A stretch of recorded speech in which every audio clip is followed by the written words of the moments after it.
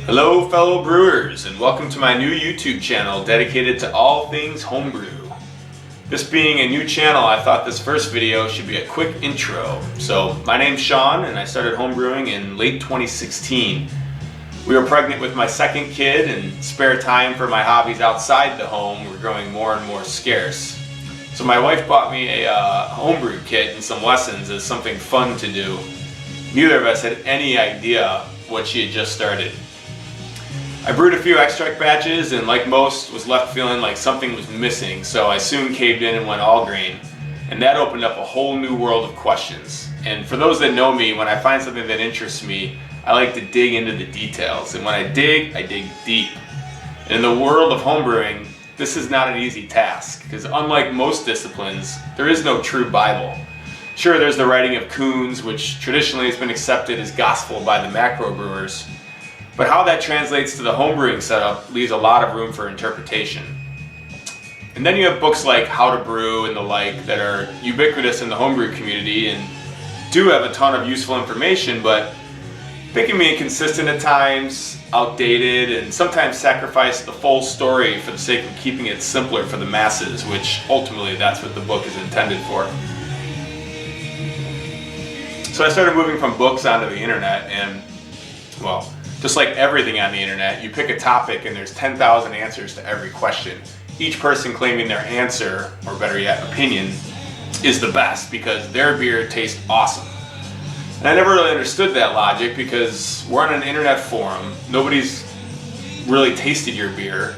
So what does the fact that your beer tastes good to you have anything to do with whether or not I should follow your advice or your advice is sound? So after months and months of researching blogs and forums and YouTube channels and podcasts and getting conflicting advice on just about every topic you can imagine, I decided to start keeping information organized in some way, shape, or form. So I started a OneNote document with various sections pertaining to each specific task in the brewing process where I could store nuggets of information that I discerned as valuable, or at least worth following and trying. So my qualifications for these tidbits were, 1, were they based on science or some actual testing? And I don't mean like Brewlosophy style triangle tests, I mean actual science or real testing. And 2, what is the author's motivation? Some of these guys are just trying to sell you their products or sell you their way for whatever reason, and usually because that's how they've done it their whole lives. And 3, does it make my beer more consistent and therefore better tasting? Because in the end, that's really all that matters. So shortly after starting this process, I got a lot better at honing in the good advice I was gathering and leaving the crap behind. And I was tuning all these into new processes and techniques that worked in my own setup. So the goal of this channel is to share some of those techniques and processes in detail so that hopefully they can be of use to others. I'm hoping that my research can save the next guy, you, time, and get you going on what I think at least is a good path towards solid, consistent homebrewing.